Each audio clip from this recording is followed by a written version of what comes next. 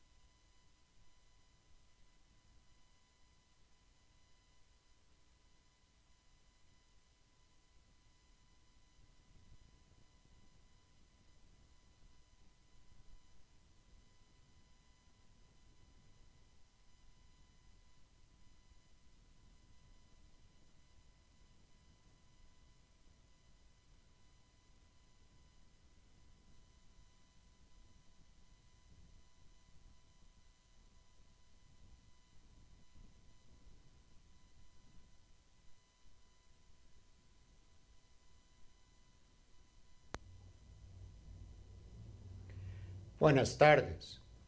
Mi nombre es Walter Fernández y soy el presidente de la Academia Nacional de Ciencias. Les damos la más cordial bienvenida y agradecemos profundamente al doctor Esteban Picado Sandí el haber aceptado impartir la conferencia de hoy titulada Una revolución nuclear, universos paralelos y la quinta fuerza. El doctor Esteban Picado tiene formación en Física y Filosofía de la Universidad de Costa Rica, que es su alma mater, y en las mismas áreas, a nivel de posgrado, de la Universidad de Santiago de Compostela y de la Universidad Complutense de Madrid. De esta última obtuvo su doctorado en Física Nuclear. Cuenta con publicaciones científicas de alto nivel y ha participado en investigaciones avanzadas en física y aplicaciones nucleares en grandes laboratorios como el CERN, el Instituto Lo-Langevin y el Laboratorio Subterráneo de Canfranc.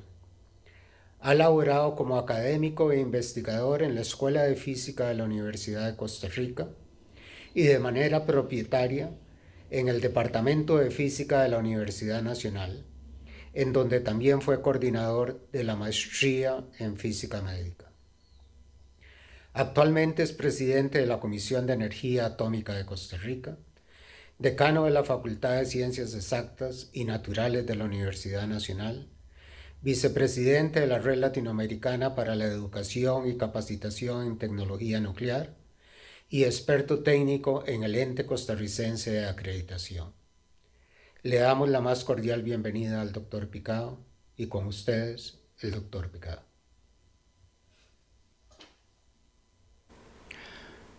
Muchas gracias, don Walter, y muchas gracias a la Academia Nacional de Ciencia de Costa Rica por esta oportunidad, por el apoyo y el honor que me dan de poder compartir con todos ustedes que nos miran en directo o que nos mirarán luego a través del canal de YouTube del Auditorio Clodomiro Picado Dwight. Sirva esta oportunidad para enviarles un caluroso abrazo virtual en nombre de la Comisión de Energía Atómica de Costa Rica, de la Red Latinoamericana LANET y por supuesto de la Universidad Nacional en Costa Rica. Les damos una bienvenida virtual aquí al Auditorio Clodomiro Picado Dwight, el cual se encuentra ubicado en el campus Omar Dengo de la Universidad Nacional en Heredia, Costa Rica. Cuando escuchamos el concepto nuclear, viene a nuestra mente una serie de imágenes como bombas o reactores nucleares. Sinceramente no son las mejores imágenes posibles. Sin embargo, es justicia histórica reconocer que en 150 años o menos que tenemos de conocer el mundo nuclear, de generar tecnología a partir del mundo nuclear, que hemos aportado mucho al desarrollo de la humanidad, que hemos traído beneficio al mundo. La tecnología nuclear ha generado una revolución en la medicina. Hoy la tecnología nuclear aporta en el diagnóstico y la terapia de enfermedades. Participamos en el diagnóstico temprano de patologías. Tenemos un rol activo en la terapia contra enfermedades como es la lucha contra el cáncer. Y tenemos un rol importantísimo en el acompañamiento paliativo. En la agricultura siempre hemos estado comprometidos con la seguridad alimentaria. Por supuesto que hemos estado apoyando para que nuestros productos por irradiación lleguen a clientes que están en otro continente, que los productos salen del campo y llegan frescos a la mesa de nuestros clientes y nuestros socios. Hemos aportado en la búsqueda y descubrimiento de especies más resistentes, semillas que aguantan las sequías o las inundaciones y que producen de una forma cada vez más eficiente. Y claro, luchamos contra las plagas, con un rol muy activo en Centroamérica, como ha sido la técnica del insecto estéril para acabar con la plaga de la mosca de la fruta. En industria también hacemos grandes aportes, aportes cotidianos, porque no solamente permitimos generar imágenes de las estructuras metálicas o de las tuberías, viendo lo que no podemos ver a la vista. Y por supuesto, estamos también colaborando, midiendo el grosor de las capas de asfalto que ponen nuestras carreteras. Y revisamos que cuando se está chorreando con concreto una columna, no quede una burbuja de aire que después pueda convertirse en una fractura y que comprometa la seguridad y estabilidad de toda la obra que se ha desarrollado ahí. Sin embargo, el día de hoy vamos a conversar sobre otra forma en que la tecnología nuclear, los usos pacíficos de la energía atómica contribuyen a la humanidad. Y esta vez lo hacemos sobre cómo aportar en el conocimiento nuestro entendimiento de la realidad y para construir juntos una nueva cosmovisión. Como les mencioné al principio, estamos transmitiendo a través del canal de YouTube del Auditorio Clodomiro Picado Dwight y se encuentran habilitados los comentarios como un espacio para atender inquietudes o comentarios que amablemente nos quieran hacer. Sin más, vamos a iniciar con la presentación.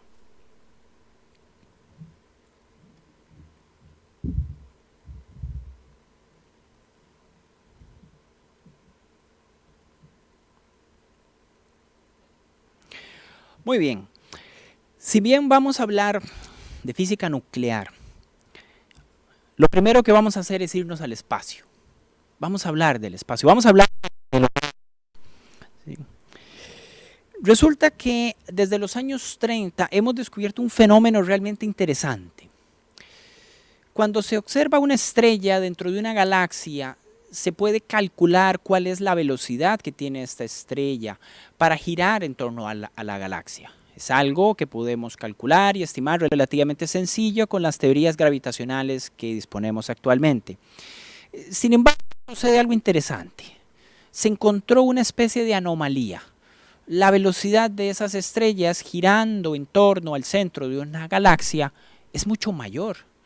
Es como si la galaxia tuviera más masa de la que pudiéramos observar. Pero es una masa que no podemos ver del todo. Sí.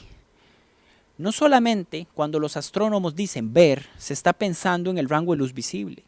Hoy en día contamos con un amplio rango de sensores que nos permiten mirar en el infrarrojo, en el ultravioleta, en los rayos X, en los rayos gamma, en el microondas y por supuesto en el visible.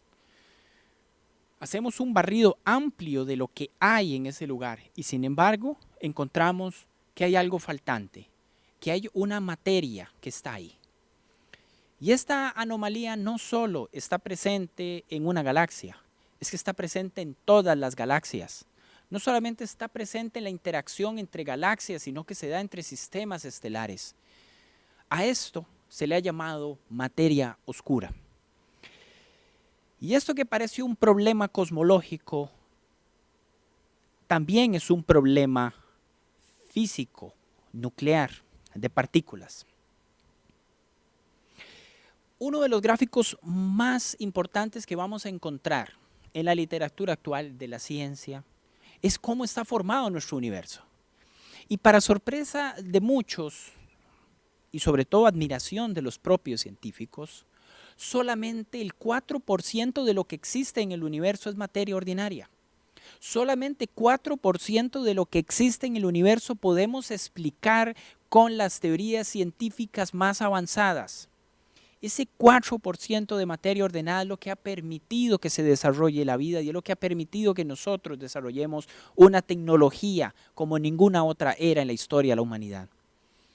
Y sin embargo, hay un 96% de constitución de universo que no tenemos certeza de cómo definirla, de cómo entenderlo. Nosotros vamos a concentrarnos en esta charla en dos hitos del desarrollo científico, en 2 noticias en desarrollo, por decirlo así, que tratan de dar respuesta a esto, a la materia oscura. Es importante señalar que al ser un tema tan importante, ser un tema tan fundamental, han surgido distintos candidatos a lo largo de los años. Acciones, gisinos, gravitones, neutrones oscuros, partículas WIMP. Y yo voy a hablarles ahora de 2 candidatos nuevos que han surgido de experimentos en el área nuclear. Y aquí es importante señalar que la comunidad científica se toma con calma estas cosas porque son resultados realmente trascendentales. El hecho histórico, el hecho científico y el posible impacto los vamos a ver para cada uno de estos 2 casos. El primero de estos casos nos lleva a repasar un poco cómo está constituida la materia. Una manzana. Es una imagen que utilizamos y podemos identificar fácilmente en los libros de texto para hablar sobre la gravedad. Una manzana golpeó en la cabeza a Newton. Sin embargo, a nosotros nos interesa recalcar que la manzana es un agregado enorme de grupos de partículas, de cosas más pequeñas, de bloques más elementales. Una manzana estará formada por moléculas. Estas moléculas estarán formadas por átomos y estos átomos, como recordarán, tendrán una nube de electrones y tendrá un núcleo atómico. Ese núcleo atómico tendrá a protones y neutrones. Lo curioso es que cuando pensamos en neutrones nos concentramos en esta representación microscópica, pero lo cierto es que en la naturaleza existen una variedad de entidades, un tipo especial de estrella compacta, de estrellas que ya terminó su ciclo de vida convencional, se quemó el combustible y ahora toman formas especiales, como las enanas blancas, los agujeros negros, pero en este caso estrellas de neutrones. Una estrella de neutrones es un agregado de materia increíblemente denso, increíblemente grande en comparación al planeta Tierra y está formado exclusivamente por neutrones. Los neutrones son partículas que conocemos bastante bien. Desde los años 30, desde el descubrimiento de Chadwick, hemos podido determinar su masa, su spin, el momento magnético, prácticamente todo. Incluso conocemos cómo se desintegran cuando están libres. Y voy a decir esto otra vez. Los neutrones, cuando están agregados dentro de un núcleo atómico, es decir, cuando un neutrón está abrazado con otros nucleones dentro de un núcleo, es una partícula estable. Pero cuando está libre, resulta que es inestable. Luego de un cierto tiempo, se desintegra, se convierte en otras cosas, en otras partículas. Se convierte su energía en materia y otras formas de energía. Sin embargo, aquí aparece un misterio. Resulta que los neutrones libres tienen una vida media de 14 minutos y 48 segundos, algo normal. Sin embargo, cuando los metemos dentro de una trampa de neutrones, cuando los metemos dentro de una bombona de gas, su vida es de 14 minutos y 38 segundos. Ustedes dirán, 10 segundos no es mayor diferencia. Bueno, 10 segundos para Usain Bolt es mucho tiempo. Y para una partícula cuya existencia libre es de menos de 15 minutos, 10 segundos es mucho tiempo. La pregunta aquí, el misterio que hay aquí es, ¿cuál es la explicación? Porque algo, una propiedad como desintegrarse, no puede depender del lugar en donde estés. Es una propiedad intrínseca de la partícula, no se espera que sea una propiedad contextual. Para tratar de responder esto, vamos a trasladarlos a Italia, vamos a irnos a L'Aquila, una ciudad encantadora en el centro este de Italia. La recordaremos por 2 cosas. Uno, por un lamentable terremoto en el año 2009 y cuya valentía hizo que la ciudad se levantara nuevamente y sea productiva y eficiente. Y lo segundo es que se encuentra al lado de unos montes muy famosos en el Gran Sasso, en donde ahí se encuentran laboratorios subterráneos de primera línea de investigación. Concretamente vamos a ir a la Universidad del Áquila, ¿sí? Una universidad con mucha tradición científica. Y aquí vamos a encontrarnos que el 20 de febrero de 2006, aquí arranca una historia, o al menos aquí arranca uno de los hitos de una historia que arranca con la tenacidad de un científico. Lo pueden ver en la fotografía al doctor Surab Beresiani. Surab es un físico teórico, ha trabajado durante años en modelos sobre cómo explicar fenómenos en la naturaleza. Y en este artículo del 2006 nos dice algo que nos va a mover el piso. Dado que los neutrones espejos son invisibles, la única forma de manifestar experimentalmente la oscilación neutrón-neutrón es con una desaparición de neutrones. Este párrafo parece que es chino, no lo podemos entender a menos que hagamos una inmersión en un lenguaje que cada vez está tomando más fuerza, y es el lenguaje del universo espejo. ¿En qué consiste esto? Bueno, la teoría nos dice que hay un universo ordinario en donde nosotros habitamos y junto a nosotros existen las partículas elementales, como vemos en la imagen, un protón o un neutrón. Existen en nuestro universo ordinario. Pero la hipótesis plantea que hay un universo espejo, un universo en donde hay un protón igual en propiedades al protón que tenemos aquí y existirá un neutrón igual al que nosotros tenemos acá. Estos dos universos, en lenguaje matemático se habla de dos branas, ¿sí? Se conectan en principio únicamente por una fuerza gravitacional. Nosotros no podemos verlo, solamente podemos sentir su efecto gravitacional, algo que a todas luces suena bastante parecido a la materia oscura. Cosas que están ahí que no podemos ver, pero que sí experimentamos su efecto gravitacional sobre nosotros. Las partículas que están dentro de una de estas branas, dentro de uno de estos universos, entre ellas interactúan siguiendo las mismas reglas de la física, ¿sí? En este caso, dos partículas con la misma carga eléctrica van a experimentar una repulsión coulombiana. Y por supuesto, si hablamos de campos electromagnéticos, pues los observadores van a poder ver, porque la luz, en tanto fotones, es lo que nosotros llamamos visibilidad, lo que llamamos luz visible.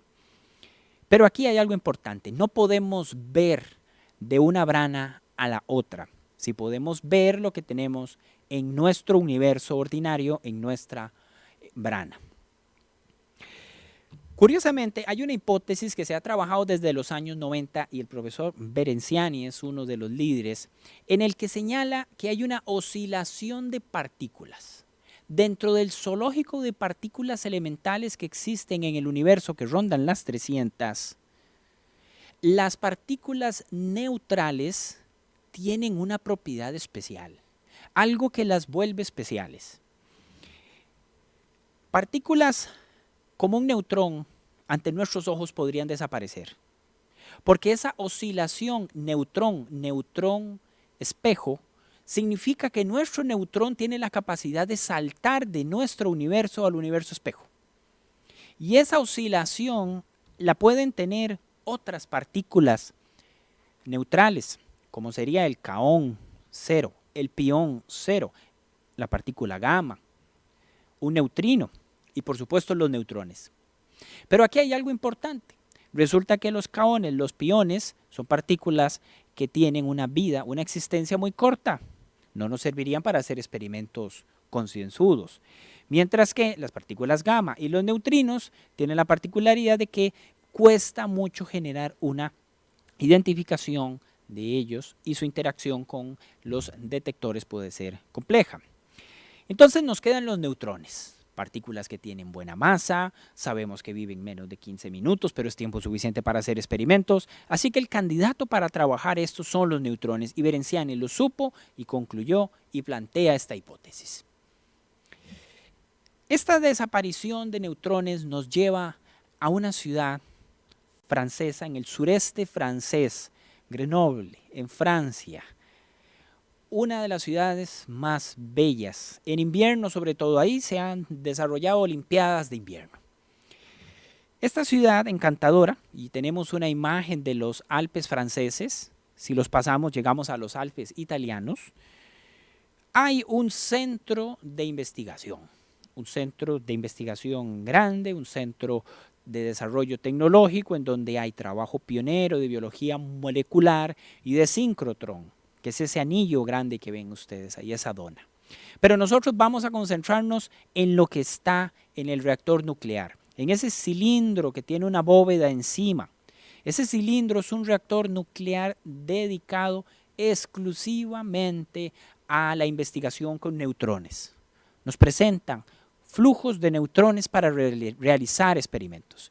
De ahí que era normal que un trabajo que dice que hay una propiedad que no hemos visto de los neutrones, pues este es un buen lugar para empezar a trabajar. Su nombre es el Institut Luoyang y ha sido famoso por múltiples investigaciones en el ámbito nuclear y de aplicaciones de la tecnología nuclear. El 11 de diciembre de 2009, el profesor Anatoly Serebrov plantea algo interesantísimo. Dice, hemos realizado una búsqueda experimental de transiciones neutrón ordinario, neutrón espejo, usando almacenamiento de neutrones ultrafríos en una trampa con diferentes campos magnéticos. O sea, que ellos han realizado una búsqueda de lo que planteó teóricamente Berenciani. ¿Qué habrán obtenido ahí? Lo primero que hay que entender es cómo es que diseñaron el experimento. Lo primero, un neutrón ultrafrío. ¿Qué es eso? Los neutrones se clasifican térmicamente. Según el nombre que ellos tengan, así será la energía que tengan los neutrones. Si lo llamamos térmicos, si lo llamamos epitérmicos, fríos, ultrafríos, son categorías que se refieren a energía. Un neutrón ultrafrío es el neutrón que se le ha quitado la mayor cantidad de energía cinética y se mueve a valores que son 0.3 microkelvin. ¿Sí? Tienen energías realmente bajas. Entonces, una trampa de este estilo lo que hace es trabajar a los neutrones como un gas. O sea, vamos a trabajar encapsulando dentro de una bombona, dentro de una trampa de neutrones, un gas de neutrones. Esta es una trampa grande, tiene la capacidad para albergar 190 litros de volumen. Se pueden incluso hallar 500.000 neutrones dentro de esta trampa y tiene las características de que blinda magnéticamente a lo que hay ahí dentro. Es decir, se genera una caja de Faraday, una jaula de Faraday y no se permite que haya incidencia del campo magnético dentro. Es decir, lo que suceda con los neutrones es algo que ya propio de los neutrones. Aquí tenemos en la simulación cómo se van inyectando los neutrones dentro de la trampa y se les deja que estén un tiempo. Alrededor de 300 segundos se mantienen ahí dentro antes de que se muevan unas válvulas que van a conducir los neutrones hacia los detectores 1 y 2. Aquí se va a realizar un conteo. El experimento como tal consiste entonces en contar a los neutrones. Dado que están aislados del campo magnético de la Tierra, pues en principio están totalmente libres. Y ahí empieza a realizarse algo interesante. Empieza a jugarse con un campo magnético. En el diagrama que miran ustedes hay unos circulitos en los extremos blancos que consisten básicamente en la representación de un solenoide. Eso va a generar un campo magnético constante dentro de la zona donde los neutrones están. Y esos resultados son los que nos interesa a nosotros trabajar. ¿Por qué? Porque ellos plantean una forma empírica de contrastar si es cierto que los neutrones oscilan y se van de este universo a otro universo. ¿Cómo lo hacen? Pues muy sencillo. El gráfico que ustedes están viendo aquí pone en el eje vertical el número de partículas que se cuentan en los detectores y en el eje horizontal el tiempo. Aquí ponemos pues cuánto tiempo estuvo activado el campo magnético. Las dos curvas que miran ustedes es una hipótesis de trabajo, la cual supone que si no ponemos un campo magnético externo, los neutrones van a desintegrarse a una cierta tasa conocida, 14.38 segundos. Sin embargo, si nosotros encontramos que hay una tasa superior, es decir, que hay más neutrones de la cuenta para un mismo momento, significa que el campo magnético está interfiriendo en un proceso de desintegración, algo que no habíamos visto nunca antes. Las fuerzas fundamentales entre sí son independientes. Entonces, la fuerza electromagnética en principio no tendría que estar afectando a la interacción débil, y menos un fenómeno estadístico como la desintegración de un gas de neutrones.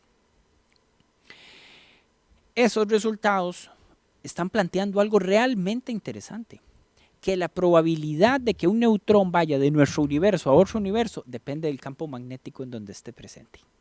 Están poniendo una condición nueva, y esto es un resultado sin duda alguna para meditar.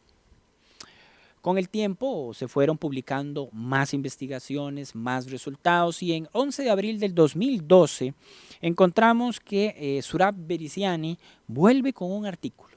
Un artículo interesante porque le pide, ahora en este momento ya son amigos, a Cerebrov, al doctor Cerebrov, pues que le permita analizar los datos de su experimento.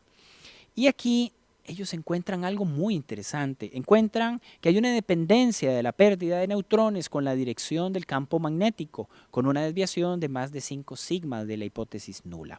Esto significa que ellos han encontrado algo con tal certeza que no habría duda de que hay un fenómeno real ahí. No es un problema sistemático, no es un problema sistémico, es un resultado que hay que tomar en consideración bastante serio. Y lo curioso es que ellos hicieron un experimento que duró 72 horas y empezaron a medir cómo estaba la tasa de neutrones que se medían. Cada medición se representa como un punto grande dentro de este gráfico con unas barras de error. Entonces aquí viene algo novedoso, algo que realmente es interesante, y es que las barras están oscilando, pero lo oscilan en el tiempo, oscilan en un tiempo que podemos contrastar con el tiempo de rotación de la Tierra. Es decir, no solamente la tasa de oscilación de los neutrones, la tasa de desaparición de los neutrones dentro de la trampa, la tasa de pérdida de neutrones dentro de la trampa, depende del campo magnético, sino que depende del momento del día. O sea, depende de la ubicación del planeta Tierra, de cómo esté rotando el planeta Tierra. Y eso es algo que se relaciona con un concepto que ha estado presente una y otra vez dentro de los candidatos de la materia oscura, el famoso viento WIMP. Los WIMP se refieren a Weak Interactive Massive Particles, que se refiere a partículas masivas con una interacción muy débil con la materia ordinaria. Estas partículas, de existir, pues al interactuar débilmente no podríamos verlas de una manera sencilla, pero al estar ahí tendrían efectos, y uno de los efectos sería un campo magnético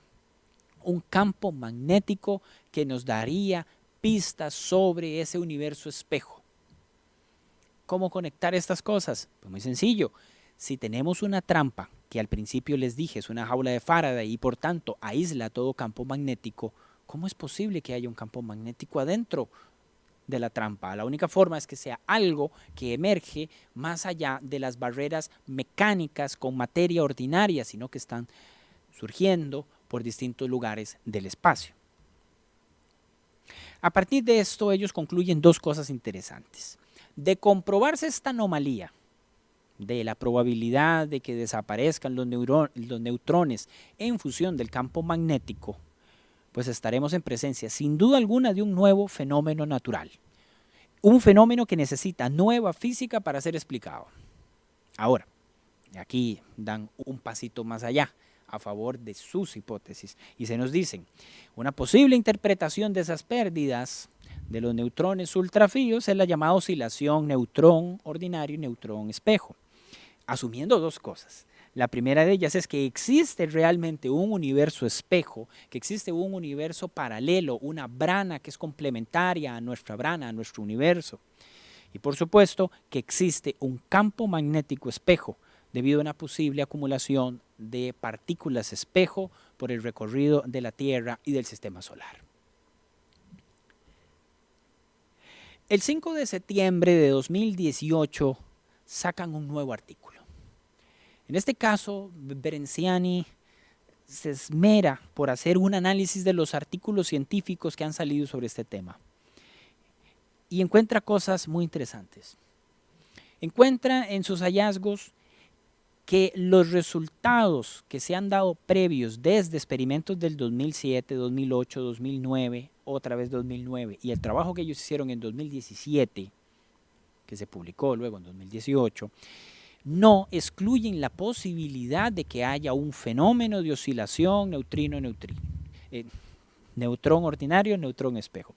Por el contrario, encuentran una relación bastante interesante y sugerente.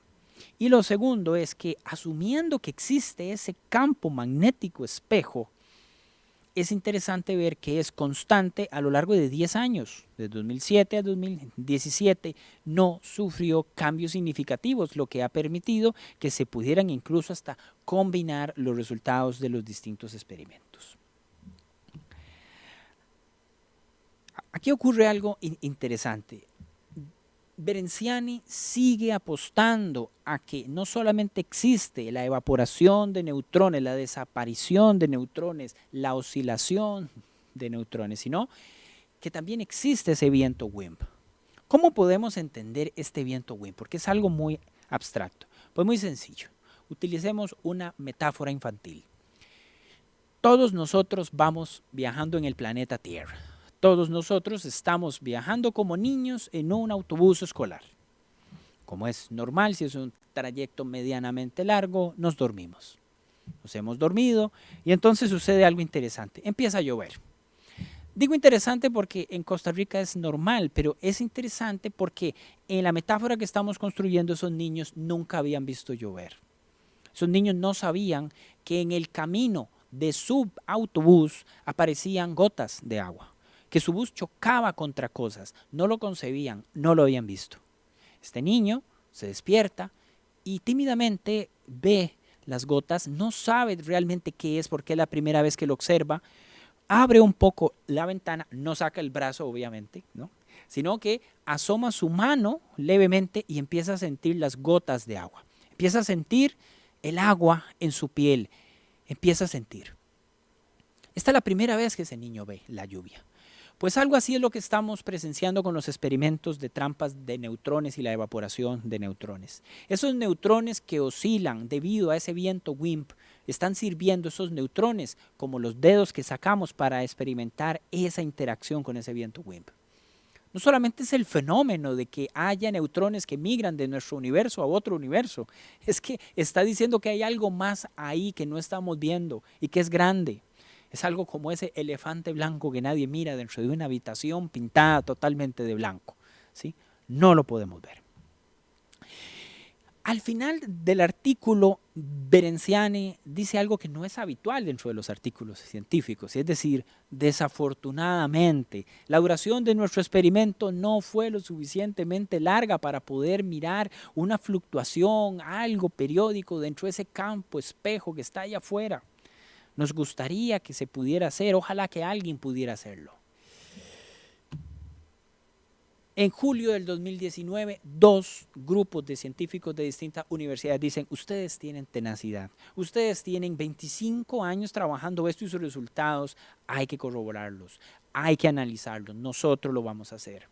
La doctora Leah Brouchard del Oak Ridge National Laboratory en Tennessee, Estados Unidos, y el doctor Klaus Kirch del Porsche Scherrer Institute de Zúrich, Suiza, dijeron, nosotros vamos a hacer nuestros experimentos, vamos a ver si esta hipótesis es cierta, vamos a ver si estas conclusiones a las que llegan ustedes tienen corroboración o son falsadas. En Tennessee van a hacer un experimento realmente sencillo. Van a lanzar neutrones contra una barrera y ahí van a medir cuántos neutrones salen del otro lado. Sencillo. Esto es algo que se realiza cotidianamente con el cálculo de los blindajes contra la radiación. Pero aquí lo novedoso es que la barrera va a estar construida de una forma tal que casi no haya neutrones del otro lado. Y además se va a agregar un campo magnético externo que nos va a permitir medir qué pasa con esos neutrones que están atravesando la barrera que tiene un campo magnético. ¿Será que el campo magnético afecta esos valores?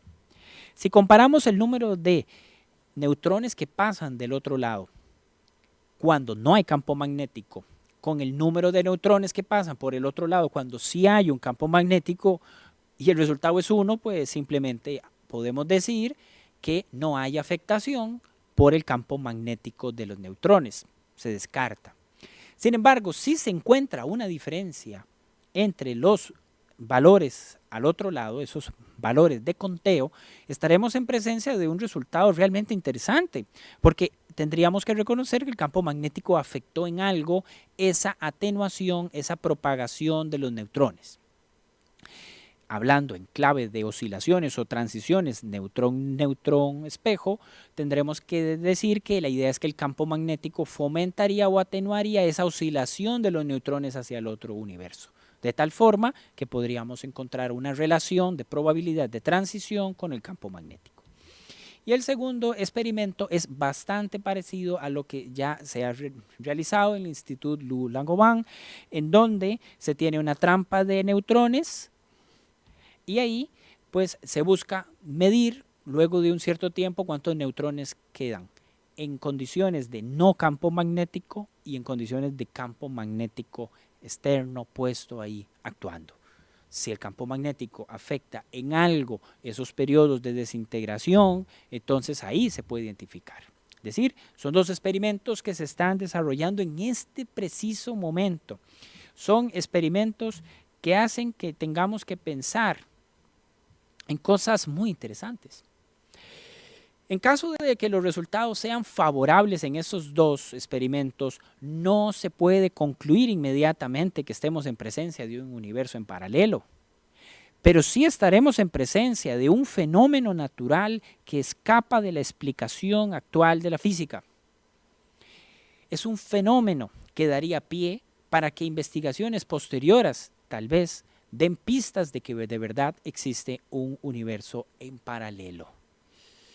Si se descubre que hay un universo en paralelo, estaremos cambiando el escenario en donde vemos todo, el escenario donde estamos realizando nuestro gran laboratorio de la vida.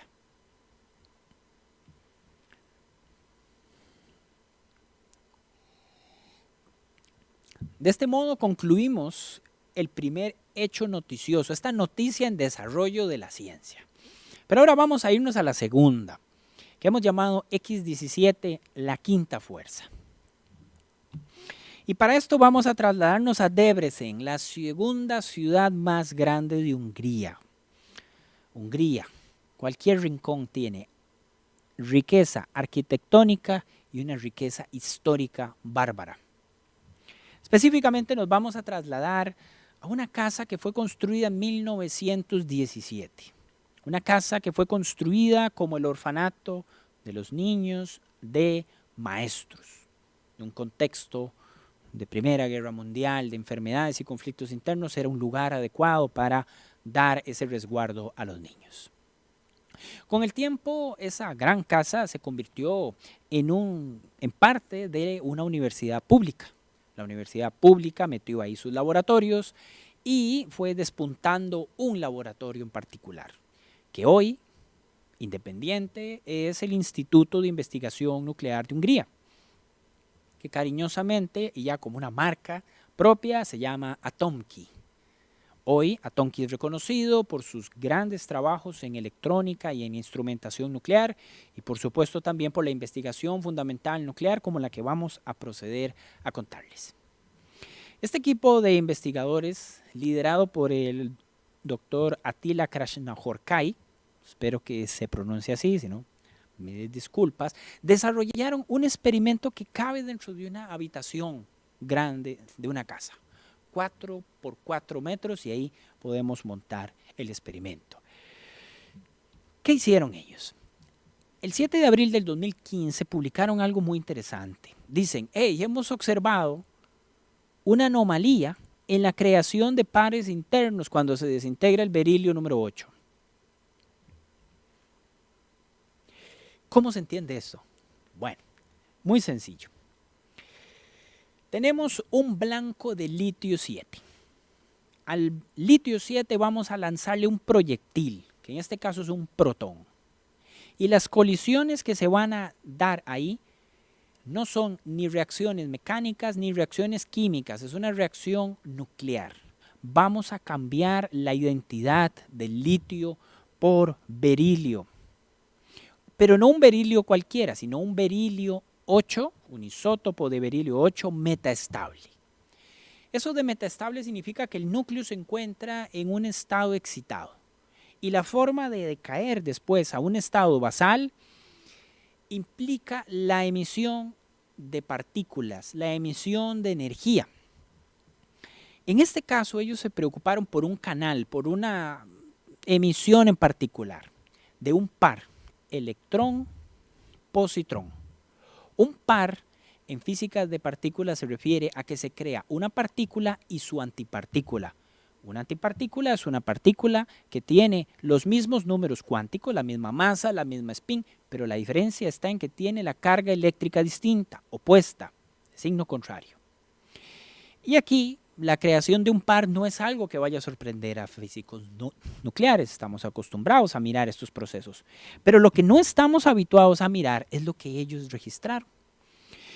Se espera que proveniente del núcleo haya una partícula que transporte energía, habitualmente un rayo gamma, y ese rayo gamma se iba a convertir, pura energía, se iba a convertir en materia, se iba a convertir en masa. Aquí es importante recordar la famosa ecuación de Albert Einstein, E igual a mc al cuadrado. Ese rayo gamma, que es pura energía, no tiene masa, se convierte en dos partículas que tienen masa. Pero esas partículas tendrían que salir expulsadas con ángulos pequeños entre ellas, tendrían que salir con un ángulo pequeño y no como lo estamos viendo, con un ángulo muy grande entre ellas. ¿Qué está sucediendo ahí? Cuando realizan un gráfico para cotejar las mediciones, en la parte de abajo podemos ver en el eje horizontal los ángulos, grandes ángulos desde 80 a 170 grados, y al eje vertical el número de cuentas que se han registrado en los detectores, podemos ver dos cosas, que hay una curva que nos habla de esos resultados esperados asociados al fondo, ¿sí? Pero hay una curva que está arriba, que son los resultados experimentales para ángulos grandes, y tiene una protuberancia. Si miran la curva superior, encontrarán que hay una serie de puntos, ¿sí? Y que de repente cuando van llegando al ángulo 120 empiezan a levantarse como una protuberancia, como una joroba dentro de la curva. Eso no es habitual. Ahí hay algo. Y la hipótesis que hicieron ellos contrastar era, ¿será que podemos simular que en lugar de un fotón hay un bosón ahí? O sea, en lugar de que la partícula que acarrea la información, que es un fotón, un cuanto de campo electromagnético, es un bosón que no conocemos. Al hacer las simulaciones se encuentran que hay un número que calza aceptablemente, que es 16.6 megaelectronvoltios. Esa es la masa, una partícula mediadora de masa. Esto es algo un poco extraño. Repitamos esta idea. El berilio 8 metaestable, en una transición para ir a la estabilidad, se espera que emita un rayo gamma, el cual crea un par, y ese par de partículas tendrían que moverse en un ángulo pequeño, en un ángulo corto, no un ángulo grande. Pero lo que se están encontrando ahora es una partícula que tiene masa, por tanto no se mueve a la velocidad de la luz, por tanto podemos llamarla lenta. Y esa partícula es bosónica, es neutra, ¿sí? Vamos a explicar esto de un modo más sencillo. Del núcleo a la creación de pares hay algo, y ese algo, ese que acarrea información y acarrea energía, es una partícula que en modelo estándar de física de partículas llamamos partícula bosónica. Esa partícula bosónica, plantean ellos, tiene que ser un bosón neutral y liviano, con una masa de 16.7 megaelectronvoltios por c cuadrado. Esto es algo nuevo. Esto es algo novedoso porque están planteando una partícula nueva. Habitualmente, la ciencia se toma esto con calma. Pasa un tiempo para corroborar experimentos y los modelos se van trabajando paulatinamente. Pero aquí en menos de un año, el 15 de agosto de 2016, un equipo californiano toma los datos del equipo húngaro y plantea un artículo sinceramente interesantísimo que nos habla de que hay una anomalía que es consistente con la existencia de un bosón vectorial y lo van a conectar con la quinta fuerza. Este equipo californiano hizo varias cosas. Una de ellas fue revisar la literatura y encontraron algo interesante, que para ese rango de energía, para el núcleo de berilio, hay varios experimentos que tienen la capacidad para experimentar en esa región, pero no lo han hecho. Es algo así como que Darwin haya ido a una isla, ve las tortugas y por algún motivo no vio que habían iguanas. Pero sabemos la importancia que tienen las iguanas y las tortugas en la creación de su teoría de la evolución.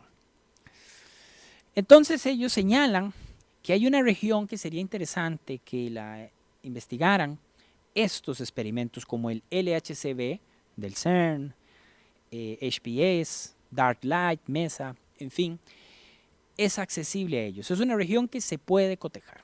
Esto significa, resumiendo, que el resultado no entra en conflicto con ningún otro resultado y es un resultado que no se había visto antes. Están invitados los otros laboratorios y experimentos a realizar sus pruebas.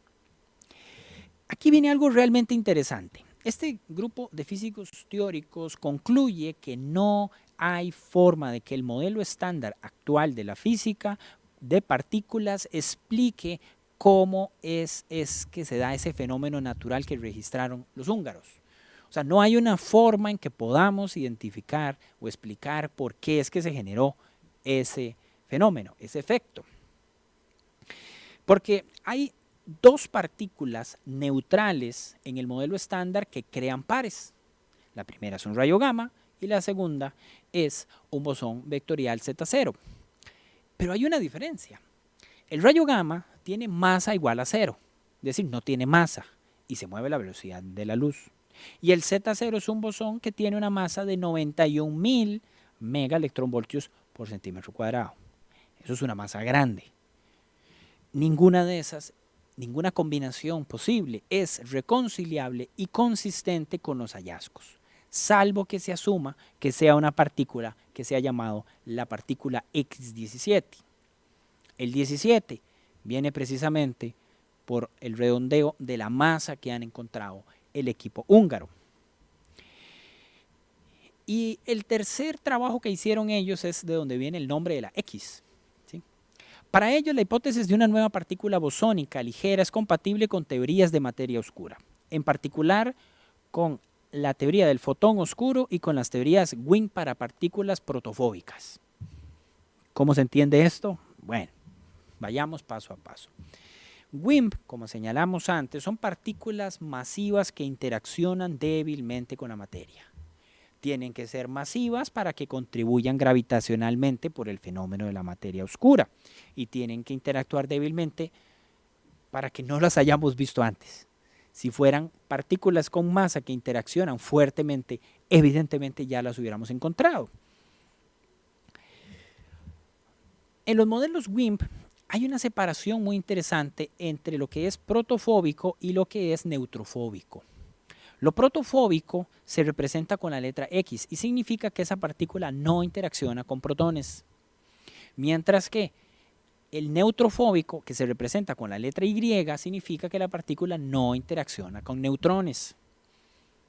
En este caso, tenemos un bosón que no interacciona con protones.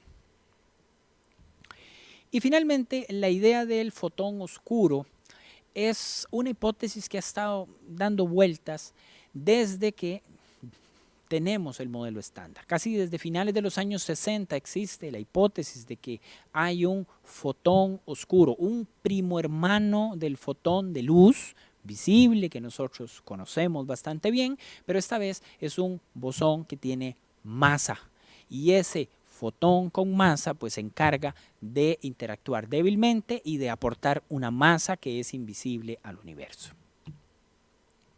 Las conclusiones de su trabajo es que hay evidencia suficiente en esas observaciones para poder señalar que existe un nuevo bosón vectorial.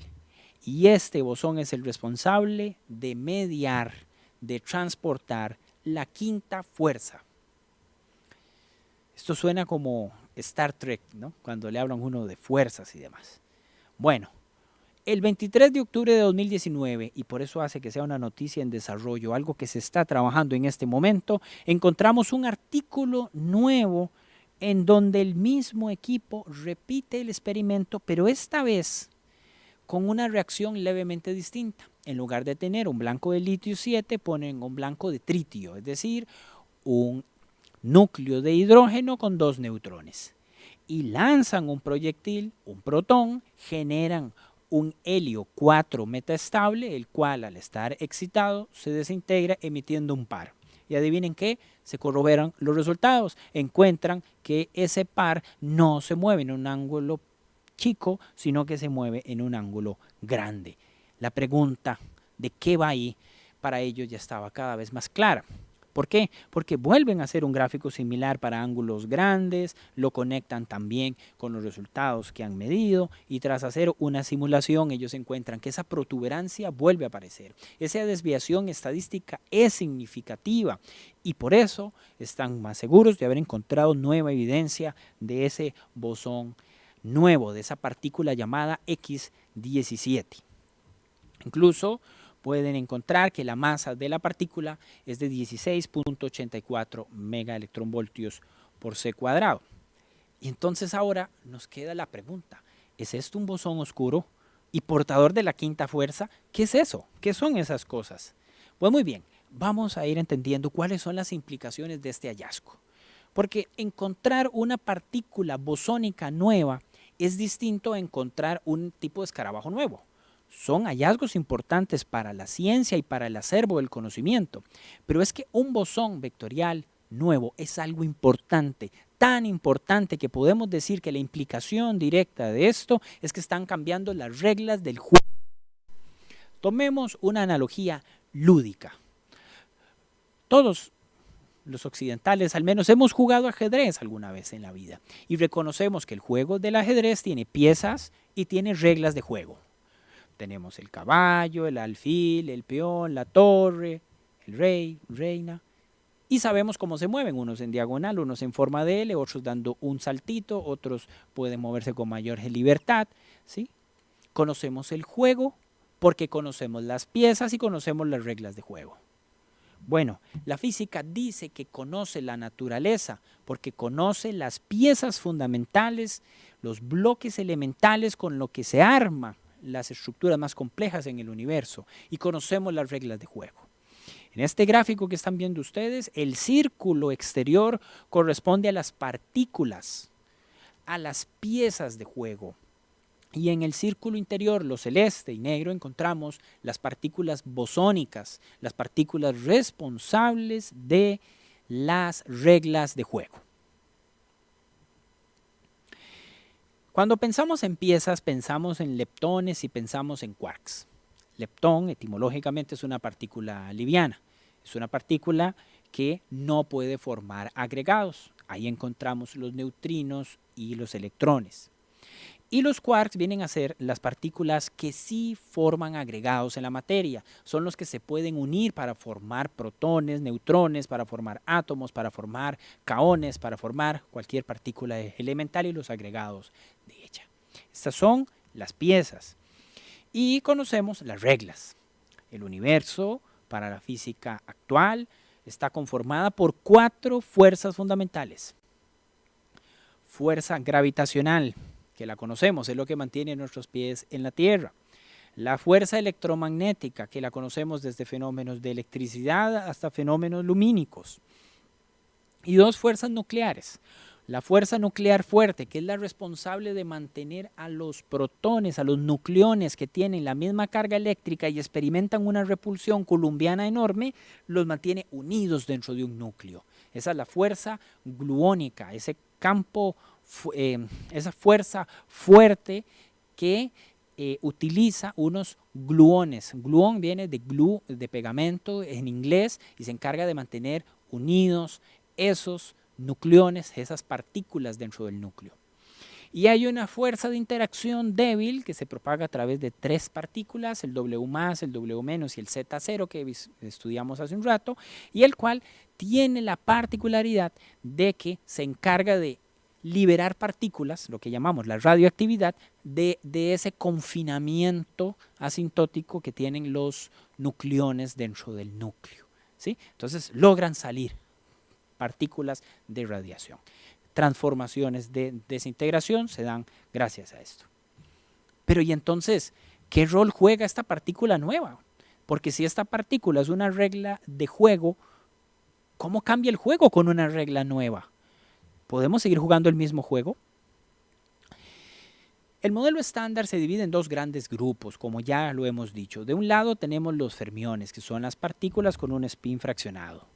Y ahí vamos a mantener las mismas piezas de juego.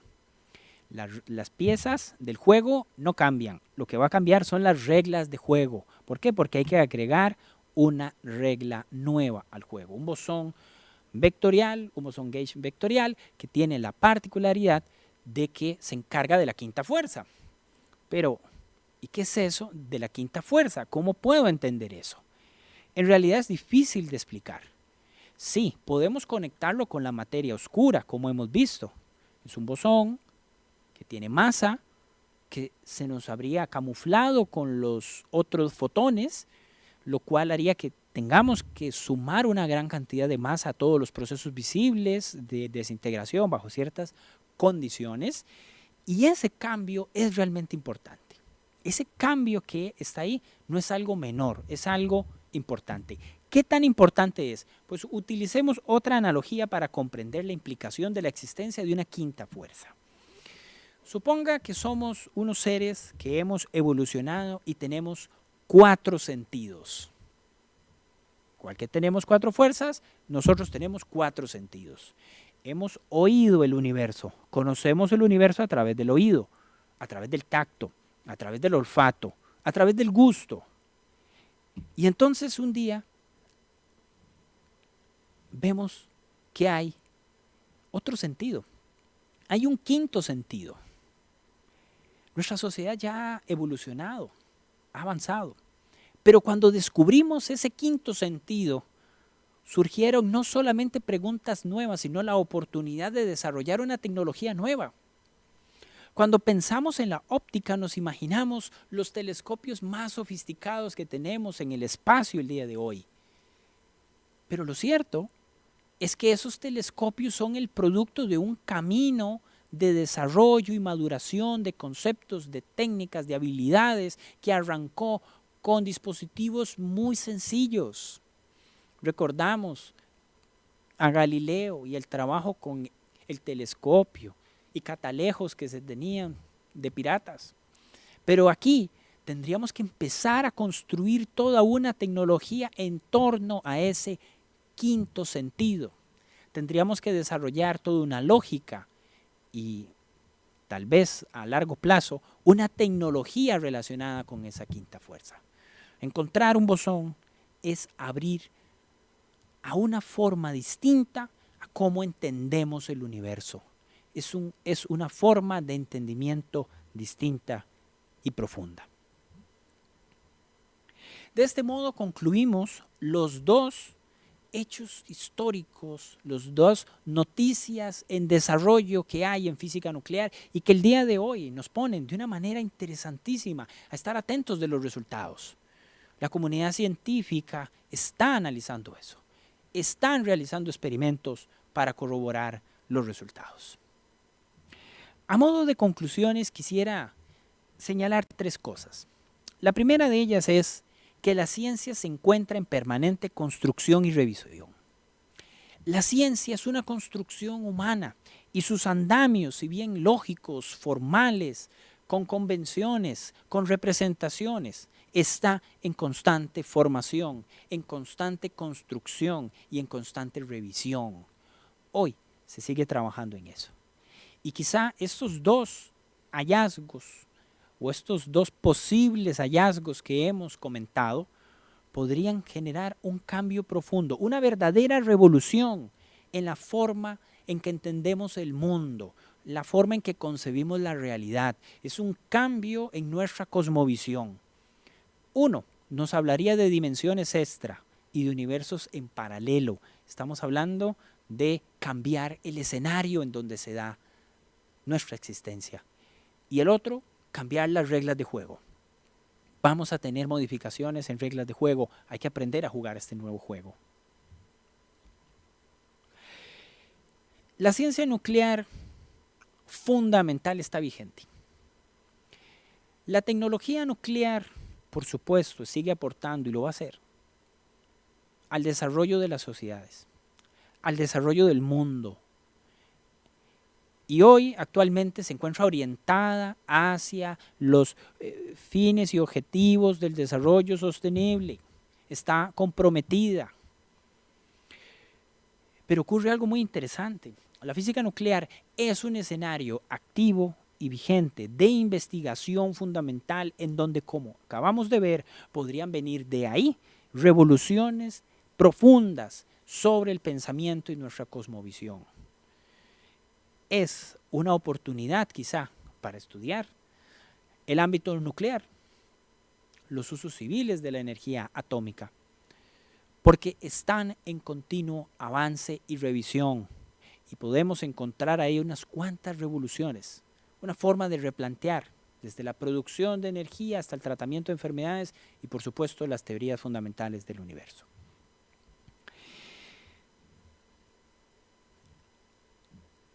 He tratado de conectar los artículos científicos y las hipótesis con personas, porque la ciencia la hacen las personas. Si no existieran las personas, los equipos, las organizaciones, no existiría la ciencia ni el conocimiento científico. El conocimiento científico es poder y es valioso en tanto se comparta. Y por eso quiero señalar dos cosas importantes y en el contexto que nos encontramos actualmente de la pandemia del COVID. Los científicos, cualquiera que tenga vocación científica, no solamente necesita ser una persona curiosa, es que necesita mucha tenacidad y esperanza. Hemos visto la tenacidad de personas de más de 20 años persiguiendo un tema, investigándolo, tratando de descubrir la verdad.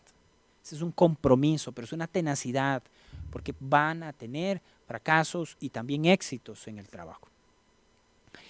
Y por supuesto la esperanza de que tal vez yo no, pero sí la ciencia como un todo, como un producto de la humanidad, vaya a conseguir acercarnos un poquito a ese ideal que llamamos verdad. Tal vez nos acerquemos allá y descubramos cosas que nos permita elevar a la humanidad a un nivel superior, no solo de comodidad, sino de pensamiento, de entendimiento y moral, incluso hasta espiritual. La ciencia siempre será parte de la solución. Muchas gracias. En este punto vamos a revisar si tenemos algún comentario, alguna consulta. Me parece que no hay en este momento. Pero sí queda el gusto de haber compartido con ustedes y las puertas abiertas para conversar. Estos temas no se agotan con una charla. Son temas que son noticias en desarrollo y como tales podría ser que se pongan de nuevo sobre la mesa a través de la prensa o de algún evento científico. Estaremos anuentes a conversar. Y a todos ustedes, un abrazo virtual, afectuoso, que juntos vamos a salir de la pandemia. Hay un futuro. El mundo no se detiene por esto. Estamos avanzando. La ciencia continúa. Un saludo y muy buenas tardes.